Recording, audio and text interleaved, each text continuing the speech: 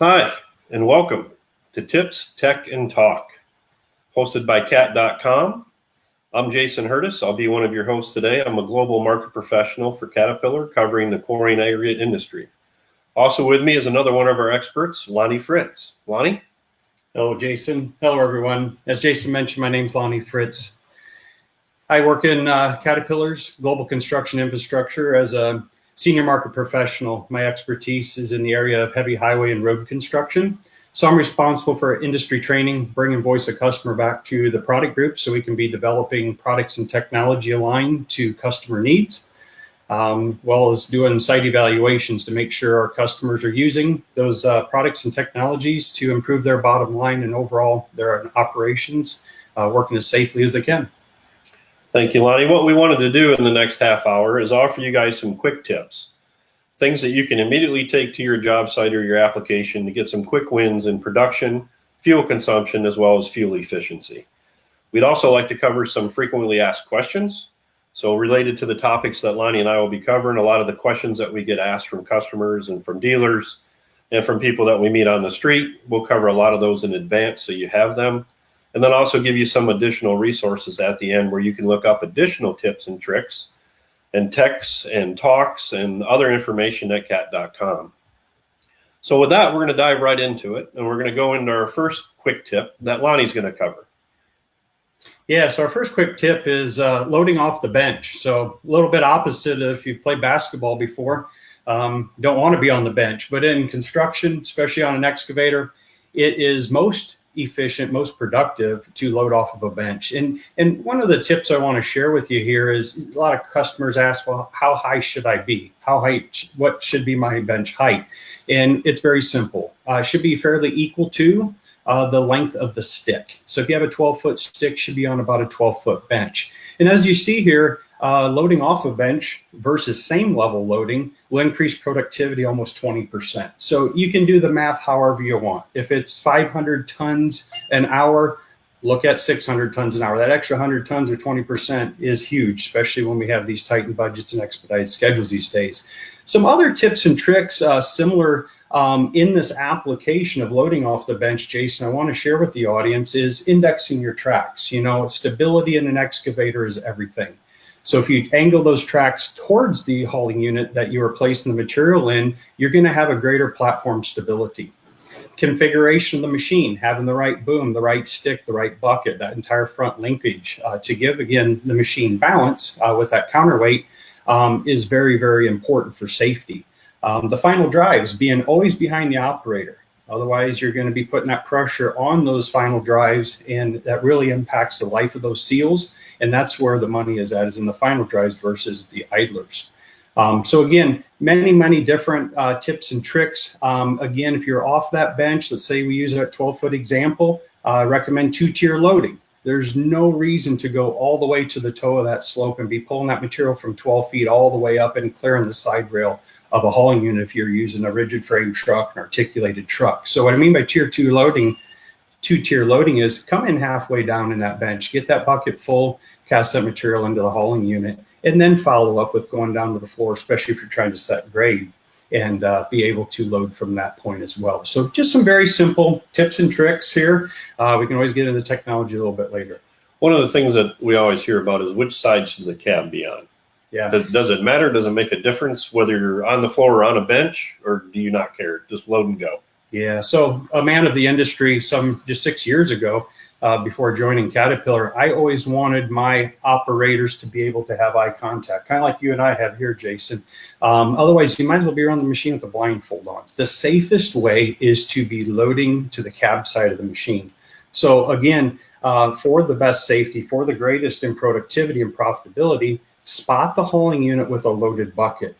When you have that loaded bucket in the air and the truck comes under, you want to be able to make visual contact with that hauling unit operator as well as you, let's say, on the excavator. So yes, cab side loading, Jason, or discharging. If you're guys cutting a trench, you know you're in underground utilities, please try to cast that material to the cab side versus the blind side where there could be a vehicle, most importantly, an individual that you could be coming into contact with and not be able to see. Now, of course, we're adding cameras to everything these Right. days, so 360 visibility really helps with a lot of that and drive safety. But again, staying with the basics, let's try with the cab 7. So with an excavator, like Lonnie mentioned, get it up on a bench. One, it gives you better visibility to that hauling tool, saves you on cycle times, which will save you on fuel, increase your production. Angle your track slightly, gives you a little bit wider footprint, makes that machine a little bit more stable. Also helps you with your dig pattern to keep that as tight as possible. You know, if you're swinging 180 degrees or 90 degrees, you're swinging too much. So get it up on that bench, get it angled right, get that bench height right. A lot of guys stress over, well, you said stick length, but no, I got a bucket. The bucket's 2 feet. Set the bucket flat on the ground, make your bench close to that, and you should be good to go. So we're going to move to another loading technique. In this one, we're going to switch off an excavator and a truck and move to a wheel loader next. And that's how you want to position the truck. And it doesn't matter if you're loading a truck in a pit or if you're loading a truck in the yard. You want to try to get it at a 45-degree angle to a pile. Does it need to be exactly 45 degrees? What if I'm at 40? What if I'm at 50? Any type of an angle, and the greater the angle you can get to 45, the more efficient you're going to be. And the reason we suggest that is because you want to try to match the efficiency of that loading tool to the placement of that hauler. So no matter whose loader it is, you have hydraulic pressure, you have hydraulic cycle time, you have rim pull, you have transmission speed and gears. And by putting that truck at a 45-degree angle, you can keep that loader close to that truck. You can back out in a Y and start moving forward to the truck. And you want to position it so when you are at the truck, the only command that you're giving that loader is a dump command. So by the time you get to that rail of that truck, you should already be over the rail height. You want to dump and go and come back. There's a lot of talk about 1.5 tire revolutions, and that's an easy way to tell if you're set up right. Make a mark on the tire with a piece of tape, paint it, whatever, and count 1.5 tire revolutions. That's back into the V, 1.5 to the truck. And that'll give you a pretty good spacing and allow you to have that truck placed with that loader for the maximum efficiency. Again, the intent is to get the loader to the truck as fast as possible, keep it as close as possible, initiate a dump command only when you're at that rail, and then have enough time to get back so you're coming into that face square again to attack that pile. By doing that, you'll see decreases in cycle times. And it doesn't matter if you're using payload scales or not using payload scales, you'll still see a decrease in cycle time. You see an increase in production. So you're loading that truck faster, you're getting that truck out faster, and it's going to be a lot easier on that loader operator. Any comments on that, Lonnie? Yeah, you know, Jason, a couple things come to mind here. You and I've referenced configuration, and I want to share with you out there in the audience, when we're doing a site evaluation or supporting our system application specialist, and, you know, it's productivity, it's efficiency, it's profitability. When we talk about configuring these machines, and we talk about teaspoons, tablespoons, little bucket, big bucket, okay? We are looking for a pass match of 4 to 6 buckets on a hauling unit. If you're out there putting, you know, it's taking 10 buckets to load a hauling unit or 2 buckets to load a hauling unit, it's going to vary on how much material is probably flowing on the side, but 2 buckets, because the bucket's probably bigger than the hauling unit needs to be, or those 12 passes where you're just making so many passes, you're not going to be efficient. You're going to either have too few trucks, too many trucks, your queue of trucks is going to back up. So keep in mind, whether it's wheel loaders, as Jason was just talking about, or excavators, as I was mentioning earlier, you're looking for that 4 to 6 passes, 4 to 6 buckets put on the hauling unit to maximize and optimize your overall hauling and loading operation, and to make sure the trucks are cycling like they should be. Perfect. 4 to 6 should be in there. Again, if you're running 6 all the time, that's not bad. You can have a couple loads that it's 4, depending on your shot of material or the density of the material or how well it holds into the bucket. Next time you might be at 5. But again, if you're on a job site and you're watching an operator, he's anywhere between 4 and 6, you know that your machine's pretty well matched to that hauler as well. And we give you plenty of choices out there. You know, we have buckets, like I said, from the very small to the very large. You might be saying, oh, 4 to 6, that sounds ideal with paper and pen and with your engineers back at Caterpillar. The part we haven't mentioned is the density of the material. that loose cubic yard density. We have testing out there in Thunder Buckets and things like that to really delve into what is the weight of the material. As individuals, as an OEM company that's producing products for you in the industry, we have designed into our machines those loose cubic yard densities, whether it's a wheel loader, articulated truck, the excavator, whatever it may be. You need to know the weight of the material that you're loading so you can size the bucket, the overall machine properly, to then maximize those payloads. Let's stay on that loading theme, Lonnie. Let's move to our next topic of, once you have the hauler going, how do you know if you're overloaded, underloaded? What can you do? How does that work? Talk a little bit about that. Jason, I rest a lot better these last 6 years. Now I'm not in the industry for a variety of reasons, but one of them was this whole fact about payload. And I want to share an example, and maybe if some of you out there watching this are in the cold milling industry, milling up old asphalt pavement, hot mix asphalt. Makes a nice driveway, by the way. It does make a nice driveway for those people that get to build new homes and use millings for driveways, such as this guy. But anyway, the point I'm making here is you have a semi-trailer out there that can haul 21 tons legal, let's say. And you have those first few trucks go across the scale when they get back to the dump site, and you're hearing 12 tons, you're hearing 14 tons. Trucking is expensive. Trucking coming out of your estimating department is going to be as tight as possible. So you can really lose sight of your budget in a hurry on the job site by underloading trucks. So here's where payload comes into play. Excavators, Caterpillar's next generation hydraulic excavators, for example. CAT production measurement payload is one of the technologies that is fully integrated into the excavators that we didn't have before. There are some aftermarket solutions out there. Please take advantage of payload. You may say, why? Well, it goes back to, again, as it says here, either underloading, using more trucks, needing more trucks to move the same amount of material because you're doing it very inefficiently. So what does payload tell you? It tells the operator, he or she, that they are hitting the target payload for that hauling unit as implemented or input into the display using the touchscreen display on the excavators, for example. It also will show them the total load count, the total payload. So not only are we managing it at the job site level, but we're managing it at the corporate level. So what I see as an operator in that truck in my little tunnel vision of what I'm responsible for can be shown all the way back at the back office to know, hey, how well is that job going or not going? We have 10,000 tons to move and we're moving 1,000 tons today. Probably have about 9 days left on the schedule, hopefully, to get that part of the project completed. So other value propositions, if you will, for the customer is safety. It always starts with safety, right? So if we're overloading, that's on the safety side, we are probably going to exceed the design capabilities of the brake system. I don't know about you, but if it's my children in the school bus running next to that overloaded truck, I'm going to be pretty concerned, especially if something happens. Accelerated wear on your hauling units. If it's designed to haul 21 tons and we've thrown 23, 24, 25 on there, probably not going to be too well for the undercarriage, for the actual axles and what have you carrying that load. It's going to get tired pretty quick. So again, a very efficient way, a very visible way, and it will reduce cycle time. If I'm the operator in there, instead of guessing, hey, it rained last night, how much do I need to withhold from putting on that truck? Because now my loose density has gone up because I have so much more moisture in it than when we were here yesterday working with 4 buckets. Now is it 3.5, 3? What is it?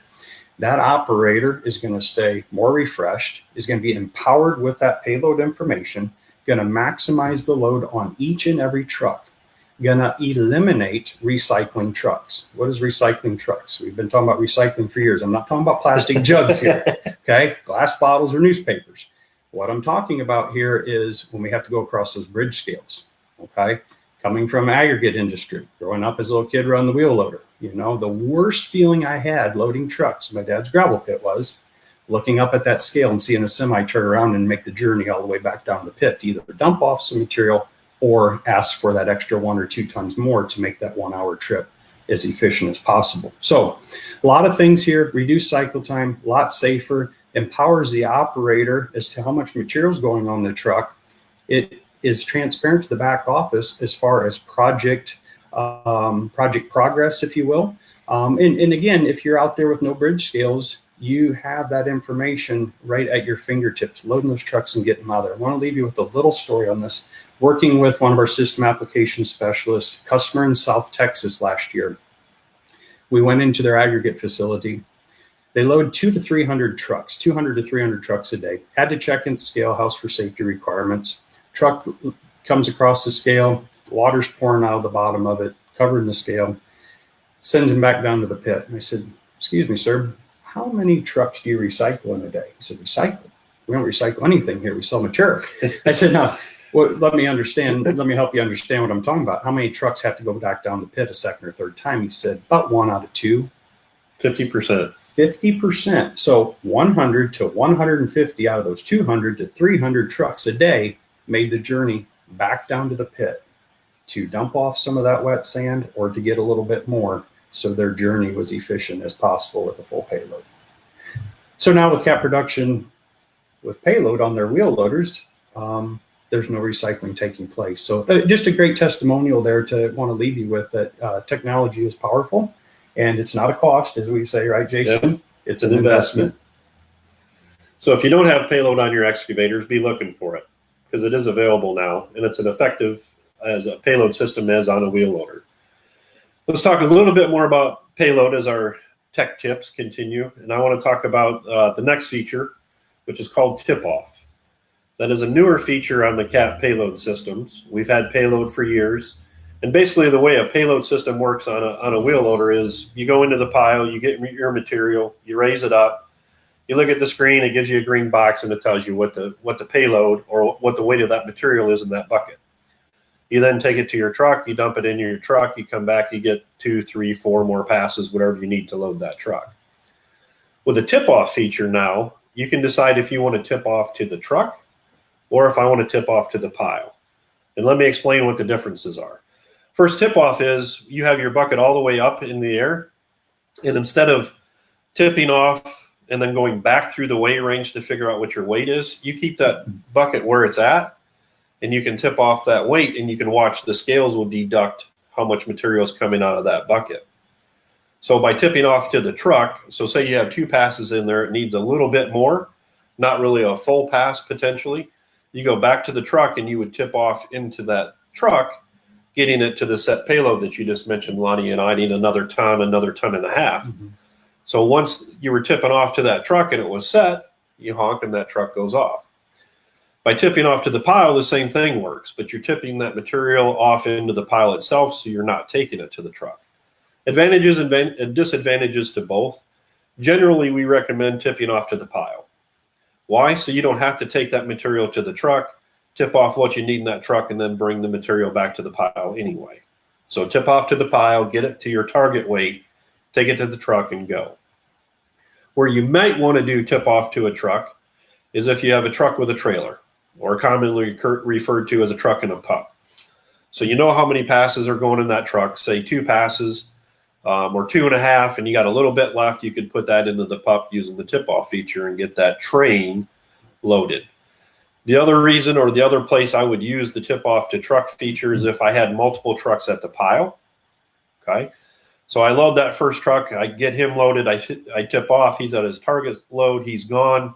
I go to the next truck and I give them the rest of that payload in the next truck. Then I go back to the pile and cycle it. So that'll save you time running back and forth to the pile. Hopefully they're at the 45 degrees, which will help you manage your time even better. But that tip-off feature is new, and that tip-off feature is a huge time saver as far as cycle times, throughput in the yard, get your production up, can potentially save you fuel as well because you're not running from the truck to the pile carrying material that you don't need to carry. You've already paid for that material to be loaded in that bucket with fuel and time. Make sure it's going to the right place the first time. The tip-off feature on the Cat payload systems can effectively help you manage all that. Jason, 2 questions I'm sure our viewers may have as well. One is accuracy. Yeah. Can you talk about what we offer our customers in terms of accuracy and as well as legal for trade? 2 great questions. Accuracy, the first one. Accuracy is always the hardest. Is it precision or is it accuracy that you're talking about? So we strive for about a 1% accuracy on our scale systems. Most bridge scales, at least in North America, when they're calibrated, they're about 1%. So we try to get the scales to match what the bridge scales are going to be as far as tolerance or calibration or accuracy. There's some variances in that. How do you maintain your machine? Are you greasing your pins? Are you keeping update with the softwares on both the machine and the payload systems, things like that? We also have what's called a simple calibration. So no matter where you think the loader is, obviously the bridge scales are the gospel. That's where you're getting your printed tickets. So you can run trucks across that bridge scale, say 5 trucks, 10 trucks, get some uniform pattern, and compare that to what the loader scales said, and you can manually adjust the loader scales to match what the bridge scale is reading. So then from there on, you basically calibrated the payload scales on the wheel loader to what your bridge scales are through the simple calibration. It's a simple, easy procedure to do, hence its name. But then you can tie the two in a little bit more if you're having accuracy problems or your material significantly changing throughout the day, like you mentioned with, we got 10 inches of rain last night. That sand's a lot heavier. Is it reading right, not reading right? Those sort of things. So you can use that bridge scale to back calibrate the payload scales themselves. So. Yeah, and calibration goes not only for wheel loaders, but also for excavators. We have the simple calibration. So similar for the products, very important, as Jason mentioned, it's always about software, whether it's on your phone or your tablet, keeping software updated, going through those simple calibrations. And otherwise, it's technology, and it can be garbage in and garbage out. But the accuracy is available to you doing those proper housekeeping tips in those tricks, and also keeping those machines calibrated accurately. And to your last question, legal for trade. That is a difficult one because legal for trade is can be governed by individual states, counties, and then cities. So who's the governing, or who's the body that's certifying legal for trade? In North America, in Canada and the United States, it's really difficult because you could have the state of Illinois, for example, that's doing it, and then the county that you're working in has the governing body, and then the city or the municipality that you're working in may also have authority. So for us to figure out what is legal for trade with all the variations that are possible, and there's no uniform, consistent set of rules. There's no ISO standards, things like that. We do not have our scales certified as legal for trade because of those different nuances and changes from state to state, county to county, and city to city. But Good question. We get asked that a lot. Someday, maybe, if we can get the United States all united on the same front, maybe it'll be possible. So think of it this way, always check your contract specifications to see what guidelines you have to follow. Think of it as a quality control, quality assurance. Your quality control could be payload used in your operations. If you have to run those hauling units over a bridge scale, for example, to get ticketed to be legal, that's the quality assurance side. Still huge benefits to your operation and your business. Lonnie, I think in the interest of time, with the 6 to 7 minutes that we have left, we're going to move into our frequently asked questions sections next. Perfect. And I picked out a couple questions that we get asked a lot that I think are relevant to the topics that we asked. And the first one's on training. A lot of people ask, what type of training do I need to provide my employees? Is it safety training, operating techniques training, job site training, technology training? We have all the government training as well. But as a basic rule, what are some of the training recommendations that should be provided? Yeah, so if you just heard those 4 key topics from Jason, the answer is yes. That's a very simple one. You check D, all the above there. So knowledge is power, right? That's one thing, as Mom always said, they can't take away from you, right, is that knowledge. So yes, whether it is job site setup, where do I put this material? We always said you can wear out dirt and you're going to get paid once to move it, usually. Right. So it's job site setup. Where do I put my materials? How do I access and egress? Is this material, is this a stage project with multiple phases in it that we're going to be constantly moving? A lot of that needs to be thought out in advance. And drones are really helping that, by the way. Heard I getting that above picture there. So again, job site setup, technology. Okay, so this is somewhat generational, Jason. When we look at all the technology we're bringing to you in the industry these days, while we still need to understand earth moving fundamentals, now we've layered on top of that with technology to help you get the grade quicker, to achieve accuracy, which means precision repeatedly, right? And all the advantages that come with that. Safety training, it all starts with safety. I don't care if you're managing the time, the budget, the quality, that all is out the window if you cannot go out there and construct jobs safely. So again, training is more important today than ever before. I was on a call again this morning. We were talking about, individuals going into the industries, going into quarry and aggregates, going into the trades, being an operator, being a laborer, carpenter, whatever it may be. The schools aren't really doing a lot of that, as much of that these days as they used to with the trade schools, the trade, the shop classes and what have you. So sometimes you're the first line of training. You hire an individual that looks willing and ready to come to your business and help you achieve those things. And you're the first line of training for them. So it's very important. We get that question a lot, as you mentioned, Jason, and we do provide some of that training through the Caterpillar value that we offer to our dealers and our customers. The next question that usually comes after that is, okay, I need operator training or I need safety training or anything like that. How often? Should I train once a year? Should I train every time a new machine comes? And when a new machine comes and I need operational training, how many people should I train? But what's the frequency? Is your recommendation on a frequency for training besides all the time? Yeah. So repetitive. First is, I guess, you really need to look at your staff. Look at your employees. What are the needs of that staff? Do I have new hires? Do I have some of the older generation mixed with the newer generation? Again, am I looking for fundamental training mixed with technology training? Can I cross-train? So the frequency is ongoing. Think of first aid and CPR. How long does it last? You went through the class and it's good till infinity? No, you go through refreshers and things like that to stay current, learn the new techniques, to make sure that you can save a life if need be. The same goes with other types of training. Again, as I've just illustrated here, safety, look at those 10-hour cards, those 40-hour cards, the refreshers that go with a lot of the OSHA training, Occupational Safety and Health Administration. So ongoing, Jason, some customers are able to take advantage of their climate. And they're in the snow states and they do shut down in the winter. They're able to bring their employees in and train in the off season with a kickoff meeting before the season starts, with toolbox talks, each day of their shift to say, hey, it's going to be hot out today, guys, or it's going to be cold out today, guys, or we have underground utilities here, whatever those topics need to be. That's an example of daily training. So it depends. I know that's not always a good answer, but always keep in mind you can't overdo on training either.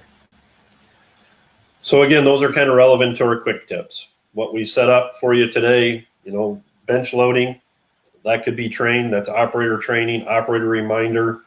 Every job site's going to be a little bit different. So how you set that job site up, it's going to become important. If you can't load from a bench, like Lonnie talked about at first, you can still load from the same level.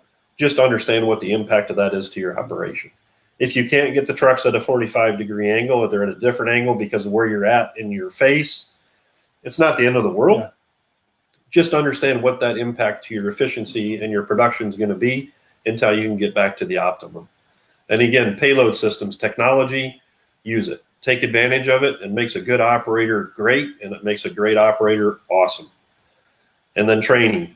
Don't forget the frequency of training. Make sure you're always keeping your employees up to date. When a new machine's delivered, somebody's probably coming with that new machine.